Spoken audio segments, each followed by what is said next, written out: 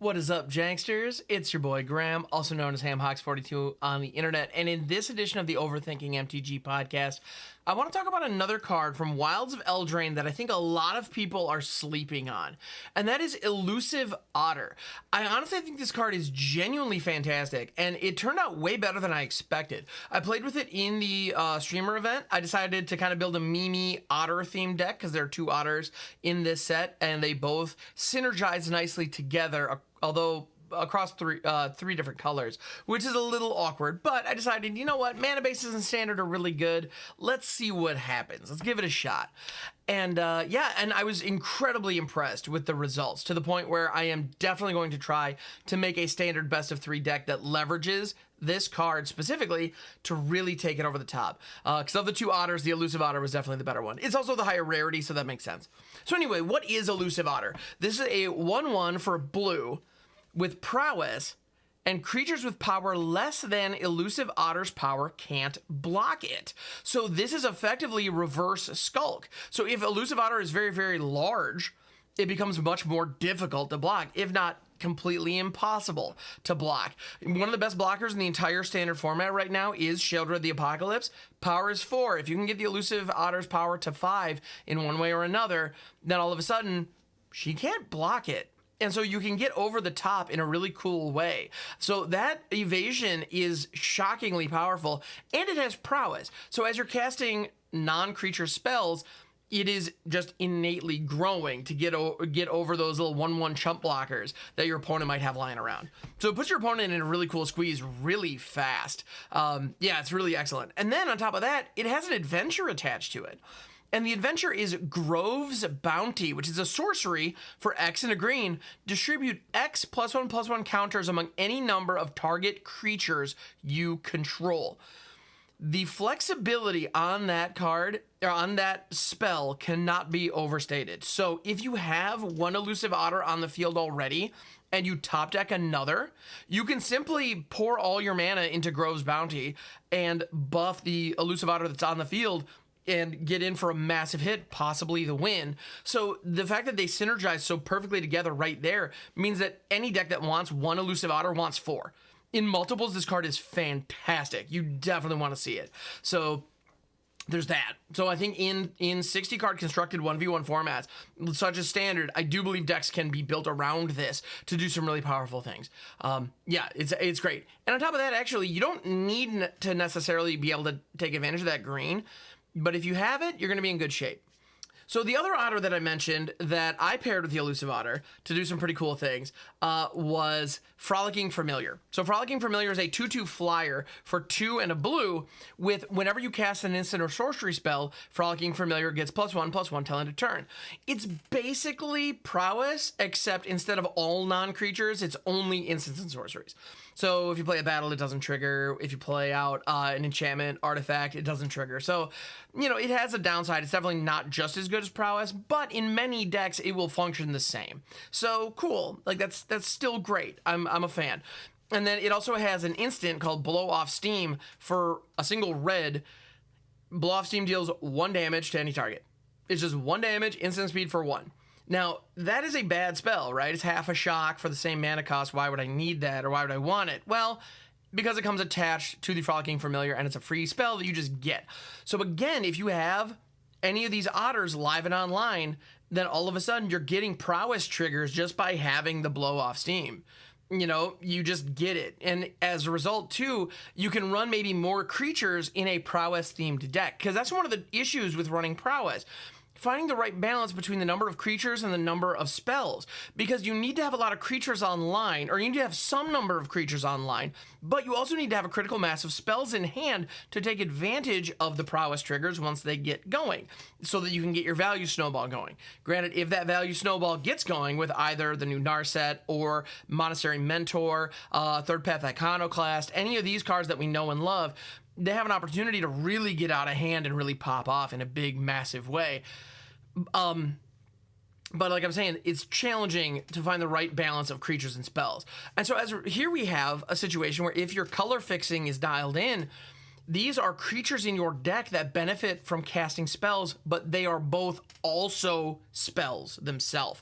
So even if you don't really have room for more creatures, you can slot these in and it helps solve some of that problem. It's really cool. I like it a lot. So honestly, I like them both, and I think they both work well together. We're in a situation right now where Teamer, red, green, blue, does not currently have the Triome. We don't have a Tri-land in Standard, which is a little bit of a bummer because that would really help elevate this archetype to the next level. But we do still have, we have fast lands, we have slow lands, we have the pain lands as well, which are fantastic in this scenario because we don't want the lands entering tapped.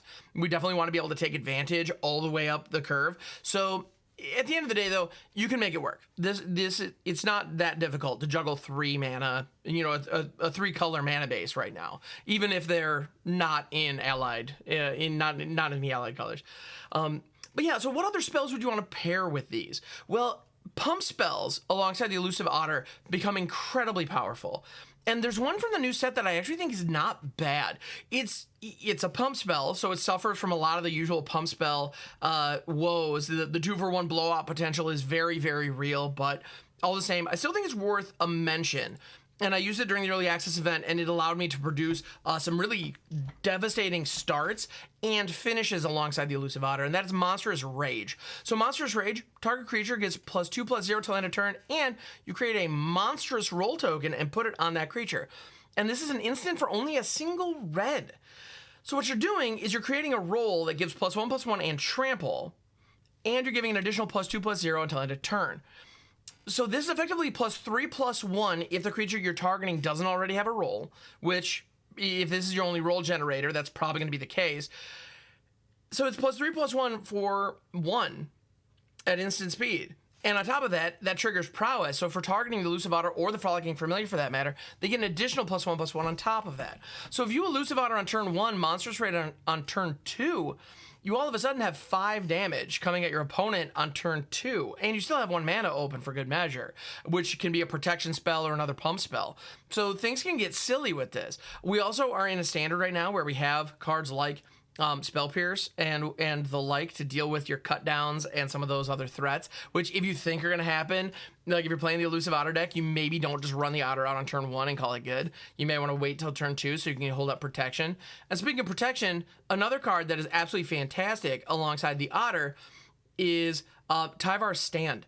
So Tyvar's Stand, the floor on this card is 1 mana green, give a creature hexproof and indestructible till end of turn. So it makes this creature untouchable. It protects your Otter, which you desperately need to do if you're doing, if you're going all in on the Otter. So Tyvar's Stand gives you that, but additionally, it can give +X/+X. So if you have mana to put into Tyvar's Stand, it has an opportunity to be a pump spell in addition to a protection spell. That alongside the Otter can create a game-ending scenario that your opponent is going to have a very hard time dealing with.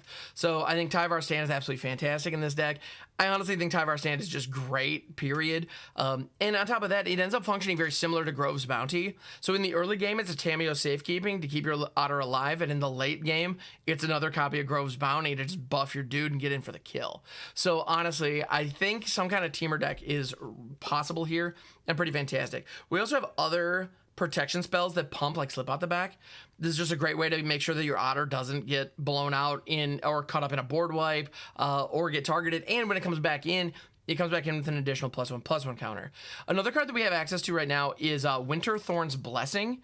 It is an excellent sorcery in a Simic Tempo shell. The problem is we have never had a Simic Tempo shell since it got printed into Standard. Like, that deck just hasn't really been a thing. And trust me, I tried making it work with Delver. When I tried making that work back in the day, and it just didn't quite come together.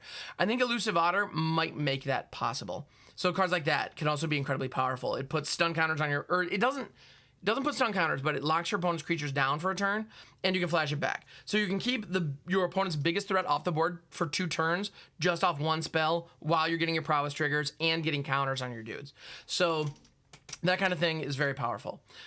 Also, when it comes to this Otter, there's so at the end of the day, Elusive Otter, I think, is the real deal. I think this card's very, very strong, and it has the opportunity to create and bolster an archetype that we are currently missing in Standard.